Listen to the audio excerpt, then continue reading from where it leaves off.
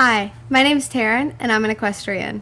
I get into riding horses when I was 4 years old. My mom says it was my third word past mom and dad.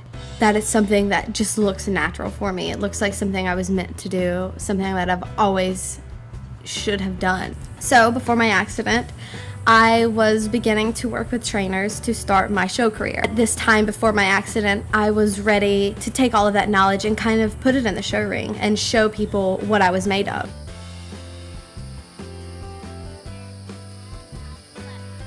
And the horse began bucking, and she threw me about 20 feet, and once I hit the ground, I heard a snap. When I heard it, I knew that I was either going to not walk again or I wasn't going to wake up once I hit the ground. Like once I remained at the bottom, I wasn't going to live again.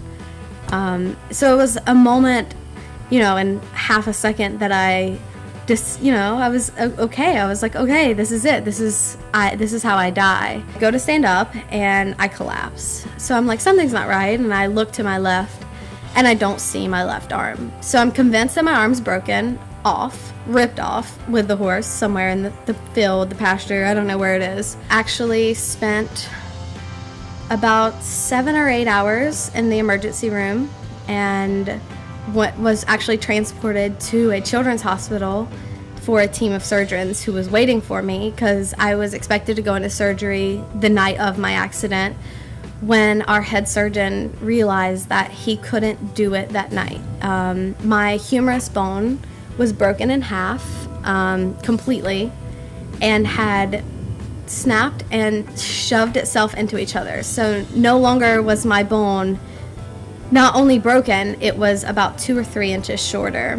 What got me back on the horse was my conscience and my family telling me, you can't not get back on the horse. If you don't get back on the horse, something you love and everything you've loved your whole entire life goes down the drain.